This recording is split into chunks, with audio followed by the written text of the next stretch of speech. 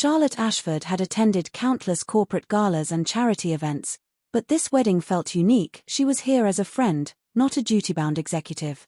At 34, Charlotte led Ashford Industries with the same poise she brought to social settings, navigating them gracefully in her wheelchair. A skiing accident 3 years prior had altered her mobility but not her sharp mind or natural elegance. Social gatherings, however, had become challenging. Many people either stared awkwardly or avoided her gaze, and the effort of managing their unease had made her selective about events. This wedding, for her college friend Jessica, was different. Jessica had been a steadfast supporter through Charlotte's recovery, and Charlotte wanted to share in her joy, despite the social complexities of formal occasions. Positioned at a table near the ballroom's edge for easy exits, Charlotte observed the celebration while feeling the familiar isolation of being visibly different. Then she noticed a small girl, about 4, in a lavender dress, clutching a stuffed bunny, standing alone near her table, looking lost. "Are you okay, sweetheart?" Charlotte asked softly, noting the child's hesitant expression. "I can't find my daddy," the girl said with the straightforward tone children use for problems they trust adults to fix. "What's your daddy like?" Charlotte asked, scanning the room for a searching parent. "He's tall, with dark hair, and wears a suit like the other daddies," the girl replied. Charlotte smiled at the description, which fit half the men present. "Let's find him together. I'm Charlotte." "What's your name?" "Lily," the girl answered, deciding Charlotte was safe. "My daddy's the best in the world." Before Charlotte could respond, a man rushed to the table, relief washing over his face. "Lily, there you are," he said, kneeling to her level.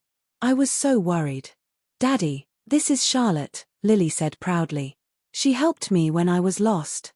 The man looked at Charlotte with genuine gratitude, unaffected by her wheelchair. "Thank you so much," he said. "I'm Michael Torres. I can't tell you how much this means." "I'm Charlotte Ashford," she replied, studying his warm, open expression. "Lily's wonderful company."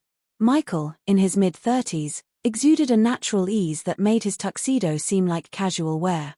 He met Charlotte's eyes directly, free of the discomfort she often encountered. As they talked, Charlotte learned he was a pediatric nurse, attending the wedding solo with Lily after a last-minute babysitter cancellation. His patient demeanor with Lily reflected his profession. "I hope this doesn't sound forward," Michael said as Lily sat beside Charlotte, "but you handled Lily's situation so well. Most would have just passed her to staff." Charlotte felt a warmth at his words. "People often think kids and wheelchairs don't mix, but I love their honesty," she said. Michael nodded. "Kids adapt so naturally. Adults overcomplicate things." Their conversation flowed easily, with Lily chiming in, asking curious questions about Charlotte's wheelchair with a child's unguarded interest. "Can I push you to the dance floor?" Lily asked suddenly. "You and Daddy should dance." Michael's cheeks reddened. "Lily, not everyone wants to dance," he said gently. "Actually," Charlotte said, surprising herself, "I'd love to try. I haven't danced since my accident, but I've wondered if I could." Michael's face brightened. "Let's figure it out together." What followed was a dance unlike any Charlotte had known. Michael moved with her wheelchair in a way that felt fluid and joyful, with Lily cheering them on as their choreographer.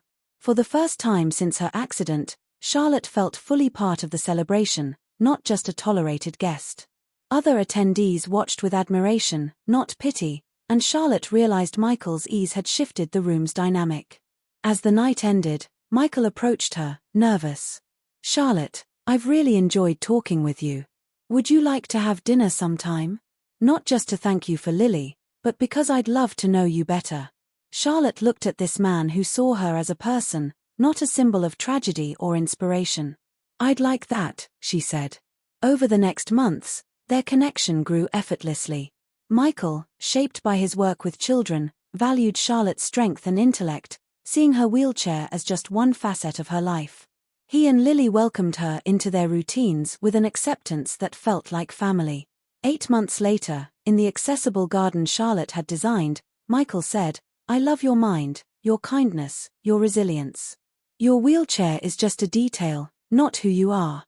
"I love you too," Charlotte replied, marveling at how he and Lily had shown her a life unbound by others' expectations.